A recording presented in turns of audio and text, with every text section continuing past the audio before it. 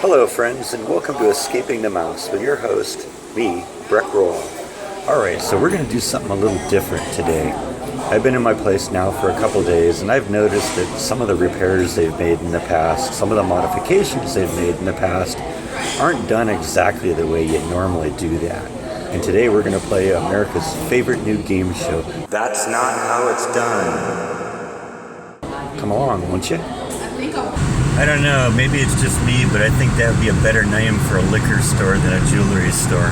What do you think? Number 5 on the list of That's Not How It's Done takes us into the utility closet underneath the stairs. I just noticed this one last night when I was under here. You have your typical stair mechanism. What you do, you can buy these parts at most hardware stores, which it's just a big thick piece of lumber that has the stairs, and it has the steps of the stairs, and then you just get lumber and set it down, and you put face plates in forward, and on the face plates on here, and you just step it down like this. But apparently they had a problem where these face plates were moving this way, away from there. So what they tried to do is they tried to connect it to make everything fit together by just putting really junk pieces of 2x4 they had floating around, but they didn't even do that well. This is loose in here, and it isn't doing any good in keeping these face plates in place. And they're all this way, every single one of them. There's like a half-inch gap between this face plate and the base of the step that you're stepping on. You just don't do it that way. They tried to, they just basically nailed it in. And they didn't even nail it all the way, so you look, and it's like, there's enough gap in there, I can get my finger in there. And then this one here too. If you're going to do it right. If you're not going to do it right, don't do it all. Because the truth is, that's not how it's done.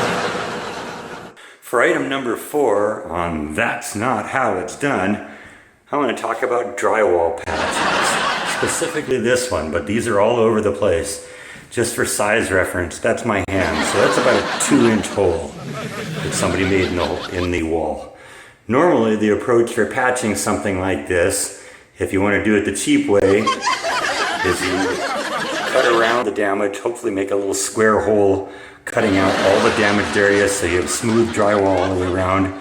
You'll sometimes put something behind the wall, and then you'll screw a new piece in that will fit into that hole. You'll patch up the seam with plaster compound. You'll sand it off real nice. You'll put the new texture coat on it. You'll paint over it, and you're good to go. These guys, apparently what they did is they filled it up with caulking compound. Caulking compound is designed for you to seal between the floor and the bathtub, or the floor and the toilet, or any area where there's water, where you want to keep everything separate. The caulking compound is designed to remain soft, so it's flexible and doesn't crack over time, when you're sitting or moving, when the floors are moving. But with drywall compound and patching on drywall, what you want to do is you want it to be nice and solid. You want to have a nice smooth piece of drywall in there. You want to have the seams filled in really well, and then you texture coat and paint over it, and it's fine. But this is soft. I could stick my finger through that if I pushed hard enough. I'm sorry, but that's not how it's done. Item number 3 on our list of That's Not How It's Done is in the guest bathroom downstairs. I noticed the other day that we have cable running around the floor here. First I thought it was electrical, but I traced it back, and it literally goes behind the toilet and right into the wall. Now on the other side of this wall is what used to be a cable breakout box. I took it off just because I wanted to see what was in there. Obviously there was a coax connector coming out of there, and you could connect your cable TV to that. But somehow what they've done is they've disconnected that inside. I can't even really see a whole lot what's inside there. Looks like they did a barrel connection in there with that, and then just ran it through the back wall. And this is how they routed the cable into the place.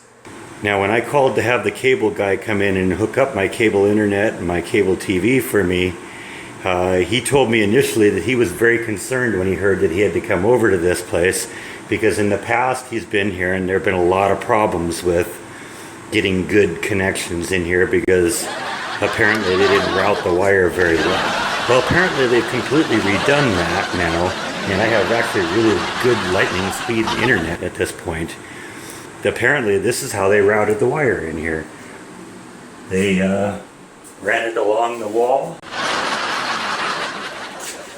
into the hole in the wall here. If you come out of here and look in the closet with the water heater in it, you can see the wire back there running across the back and into the wall again. If you look behind the refrigerator, I don't know if you can even see it, it's real dark back there, but the wire's in there behind the refrigerator. It runs through the cabinets.